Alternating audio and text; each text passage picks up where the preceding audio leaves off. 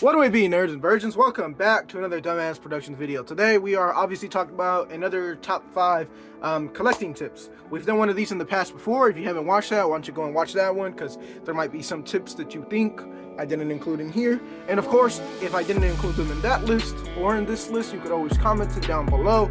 But yeah, these are just tips and tricks that I would say more tips than tricks, but that like I like to tell people because it helps, I think, with collecting. So let's get into it. So for tip number 5, we're talking about checking out your local discount stores. I'm at a DD's here, obviously, as you can see, this Seth Rollins, and again, at a discounted price. But checking out your local DD's, Burlington's, Marshalls, you might think, why would I do that? Many of the times they actually have toy sections, and a lot of the times they actually get stocks from other stores of things they couldn't sell, and it's at a very largely discounted price. And sometimes you'd be surprised with what you actually find there. At times I have found things that I couldn't even find at a Target or Walmart, and they have it, and it's at a discounted price. So again, just checking these stores out. I'm not saying go there every day, but I mean, if you have one near your job, you know, and you're on your lunch break and, you know, you finished your lunch and you still have a good amount of time, check it out, man. Sometimes you find some really cool stuff, and, you know, at a very discounted price as well. And sometimes the price isn't super discounted. Sometimes it's like $5 off, but it's still better to find it for just a little bit cheaper than it is to find it for full price. I'm not going to complain about getting $5 off of something that I was going to be willing to buy for full price anyways. Still may not be super impressed by the things I showed in my footage as far as you know, the things that I found at DD. So I'm going to show y'all a couple other things that I found at, you know, my local clothing discount stores and their toy stations. Obviously, I picked up these two figures, if you watch my YouTube shorts, at a Burlington, both for $12.99 each. I couldn't even find these two at a Target or Walmart in my area, but somehow I was able to find them there. And again, at a very much discounted price. I was going to end up buying these eventually anyways. I remember I was literally thinking about buying them on the Walmart app, and I was going to pay way more for them through that than, you know, from there. So I definitely saved myself some money with that. Also bought this Beerus, and I know it's Dragon Star Beerus, and not everyone is completely in love with the Dragon Star line, but for I think it was $5 or $6.99, to me, I'll take it. Another figures, or two other figures I bought, were these Goku and Super Vegeta, the Super Saiyan Blue ones. These are those buildable ones, so admittedly, like, they're not my complete favorite figures, but for, I think it was $6 or $7.99 each, I was willing to sit there and build them, especially to get two brand new figures of these building ones. And I actually do like the Screaming Head scans that they did come with. So again, but yeah, man, I mean, just check them out sometimes, because sometimes they get some really cool stuff, especially if you know what days they restock in. You should definitely check them out. Admittedly, I would recommend going on days in between the week, just because Saturdays and Sundays they are very busy. And personally, me, I don't like going into a store when it's fully packed and it feels like I'm a fucking sardine. So that's another little tip mixed in with this. But let's move on to the next tip. Tip number 4, we are talking about don't come into the hobby as a completionist. The main reason behind I believe in this wholeheartedly, and this is very much just an opinion, I know some people would disagree with me on this, but to me, it will be very hard for you to complete pretty much any line nowadays, whether it is new or old, just simply because most people have more than one interest they want to collect for. So unless you are super hardcore, just want to collect one thing, you may be able to do it. Sorry about that, hair got in my mouth. You may be able to do it that way, but even that way, if you are a vintage collector in particular, figures have been risen up as far as the prices so much drastically, to the point where one figure could cost you nearly the price of a car. So to me, it isn't worth it personally, especially if you're buying a line like Ninja Turtles or Masters of the Universe, where there are several different versions of one character. And even with them not being several different versions of a particular character, here and there's figures that, in my opinion, in most lines, that are duds. They're just not good figures overall. or they're just boring looking, and to me, in my opinion, or I simply just don't want them in my collection. But if you're going to be a completionist, you are going to have to get those figures. And the other reasoning I don't recommend it is room. I'm not sure what everyone else's circumstance is as far as, you know, the place that they live at or anything like that, but you have to have a large amount of room to be a completionist. I mean, I was someone who wanted to buy every Undertaker and Rey Mysterio Elite up until I realized they were putting out so many, and also I was getting into so many different lines where I was like, do I want to sacrifice buying these other lines for 50 more Undertakers when I already have quite a few? And the same thing goes for Rey Mysterio. And ultimately I came to the conclusion of no. So I actually ended up getting rid of some of my Undertaker figures, which I'll get into a little bit more with my next point. But again, just prices is one of the main reasons I don't recommend it. Space. So to me, just get the things you can, and the things you love especially, and just enjoy what you can get, because especially if you come into the hobby as a completionist and you really have this mind frame of I want to complete this, some people end up being very discouraged that they don't have everything, and it makes them not happy with the things they do have. And of course you should just be happy with the things you do have. Just enjoy your collection, of course, but again, to me, I don't recommend being a completionist. So let's move on. So for tip number 3, buy and collect whatever the fuck you want. Now, I know that in general, collecting is kind of a nerdy hobby that some people look down upon, but even in our own hobby at times, I see it where people are trying to look down upon other people for collecting something they don't enjoy, which I always think is retarded. As a quick little example, I've seen quite a few YouTubers talk about they collect Monster High dolls. Now, personally, I don't. But ultimately, though, to me, we shouldn't feel and we shouldn't shame anyone for collecting any certain type of thing. To me, it's even stranger considering some of the most popular lines, when you really look at them, are kind of strange as is. Masters of the Universe are a bunch of nearly half-naked men who are buffed the fuck out. So again, I'm not shaming anyone for buying those figurines. I very much have a full fucking big display of them right to the right of me, but it still is funny to hear someone who collects those shame someone because they like dolls. It's like, if anything, the person with dolls is probably more straight than you, because they're actually buying female figurines while you're buying really buffed out men, so that kind of doesn't make sense. Look, Mommy! He's looking at pictures of almost naked men! This is a men's fitness magazine. I want to look like this, not at this. Again, just collect what you want. I have some oddball items in my collection that I'll show you that like not everyone collects. And let's just get to me showing you some of those. So here we have a statue of a Subaru from Mayochiki, obviously my manga collection, and a lot of them are like romance novels. So again, something that like not everyone likes to admit they read or watch. Some Powerpuff Girls here that got some goth versions of them basically. And again, not every person really likes to admit they like plushies or anything like that.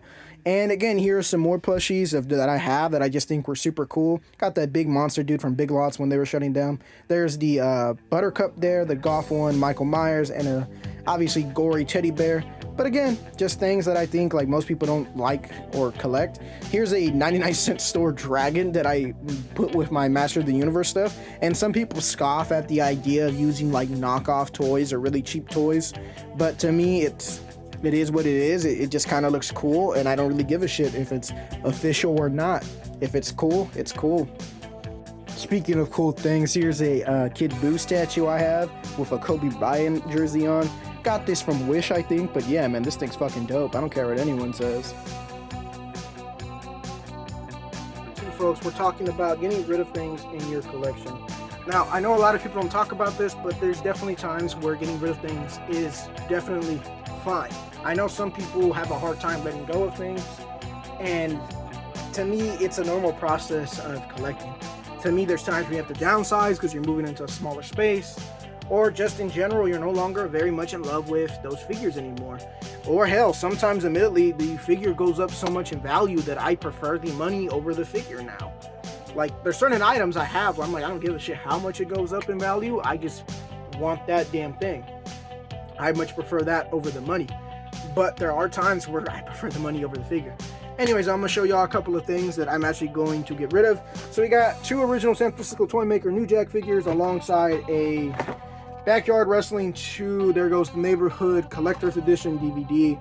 Mostly bought this because I thought it would have New Jack footage on it, maybe even a match, but didn't really. And as far as the original San Francisco Toy, the New Jack figures, I just no longer need that many New Jack figures. I wanted to have a full set of every single figure of him, but I just decided against it because to me there's no point of having several or the full collection of them. So I'm only keeping a couple now of his figures. Getting rid of this little Chupacabra figure. I bought it randomly because it was at DD's for like $1 or $2, but now realizing I don't really fucking need it, and it's just kind of taking up room, and I'd rather just have a couple bucks for it. Getting rid of the Scooby-Doo plush just because of how many I have, and I think I bought this one not too long ago, and overall just he's probably my least interesting Scooby-Doo plush, so he's gone. And of course I'm getting rid of these 2 wrestling figures here. Big Show because he's a little beat up, Ricky the Dragon Steamboat because he had a bunch of accessories with him, and unfortunately he didn't come with them when I bought him, but the original figure did have them, and I don't feel like going and buying them. Also getting rid of this Trap Jaw because I have another Trap Jaw, and my rule for my Motu display is 1 figure per person. This is Trap Jaw before he became Trap Jaw. Obviously this is a part of that Mess of the Universe, what is it, the Origins of Evil. Yes, it was the Origins of Evil 2-pack that he came with Skeletor. Skeletor came with 2 different head scans, with obviously the Skeletor head scan when he got, acid on his face, and now he's Skeletor. And before that, which I like that because it was based off the 2000s line, or the 2000 show I should say, but the Trap Jaw didn't come with a separate head, so I ended up buying that cartoon collection figure that looked really, really cool. Still have it in my display actually, but this one I no longer need because again, 1 person per, or 1 figure per person, so yeah.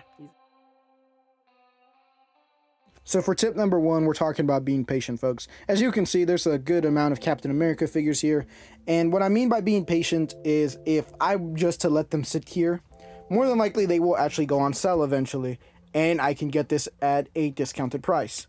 Of course, there's some figures you can't do this with, and it's kind of a learning process as far as what figures you can and can't do this with. These Superstars figures are another great example. I kind of want that Kurt Angle, but to me, it's not worth it at $22, at least in my opinion. So I'm just going to wait for it to go on clearance. Here's a figure that actually has gone on clearance, and again, it is at a very much lower price than the original price. Sit there for a little bit, you can definitely save yourself some money on it. Adding on to this as well, with a second part of this tip of being patient, is not giving into scalpers. If you don't know what a scalper is essentially someone who will go to a Walmart, a Target, or whatever store that is near them that sells collectibles, and will buy up all the new stock, and will try and flip it online for a whole lot more money. And the main reason I say don't give in to them is because these people many of the times, in my opinion, ruin the hobby for the average person, because the average person just wants to go to their local Walmart, their Target, just pick up the figure. Of course, sometimes, the figure is rare and everyone wants it, so everyone picks it up. But to me, that's okay. At least a lot of collectors are getting it into their collection, versus with these assholes, they are purposely just trying to drive up the price because they have a good stock of them, so they can resell them for a good amount of money. And again, I don't like to give in to these people because they in many ways ruin the hobby.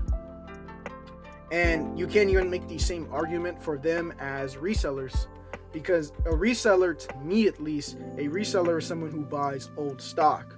They buy old things. They go to thrift stores, flea markets, things like that, where you have to somewhat dig through things to find things that are worth money, and maybe they're worth a whole lot more. Even Goodwills, they go to Goodwills and they find things that are worth more money than what they're selling it for. And at least with them, you can make the argument, well, they make it easier for people to get it, because you can just go on eBay, find it, buy it, and wait for it to get shipped to you within a couple of days, versus the reseller had to go to these places, try and find these products, and also at times clean them. So with resellers, you can at least make that argument. But with scalpers, they don't have to do any of that shit. They just drive to their local Walmart or Target on a day where they probably know when they're going to restock, and buy all of the shit up and make profit off of it, essentially. Which sucks, because again, they are very much ruining it for the average person and making it harder. I feel as though many of the times they drive people out of the hobby because it's just annoying to deal with. And the main reason I'm saying not to deal with them, obviously, is because they fucking suck, but also because I feel as though unless these toy companies are retarded, they are just going to restock these products. So a good example would be this NECA Shredder right here. This was a figure I was very much tempted to buy online, and of course I didn't, and I'm glad I didn't, because I ended up just finding this guy at a Walmart. So again, just try and be patient, and either one of these choices, or in either one of these tips, really, just patience is very much a virtue at times, and it can definitely save you some money. Anyways, though, thanks for watching. Thank you to all the new subscribers. We did actually finally hit, or we exceeded actually 200 subscribers. So I will be doing a giveaway again soon. I'm not sure if it'll be in this next coming video or the next week's video. After next week, I should say, because technically today's Saturday. So you know what I mean, though. But yeah, really though, thank all you guys for the support. Really appreciate it, especially to the people who watch my videos all the way through. We will be doing another giveaway, like I said. I kind of have an idea of what I want to get, but if I can find it, you know, some scalper then to buy all of them up, then I'll probably get them to do a giveaway. But yeah, I've said this, I've promised this. So as far as every 100 subscribers I gain, I will be doing a giveaway. And when I hit 1,000, I will be doing a really, really big giveaway. I'm not sure what exactly I'm going to do yet. I think I might get like some type of autograph piece exclusively just to do a giveaway with it eventually on when we do hit 1,000. If we ever do. If we don't, it is what it is at the end of the day. But yeah, thank y'all. I hope y'all are doing well. I hope your family's doing well, and you know, hope your dogs are doing well too. If you got dogs or cats, you know, I hope they all doing really good too. Make sure you treat them well. But hopefully I see y'all next time. And again, hope all y'all doing good.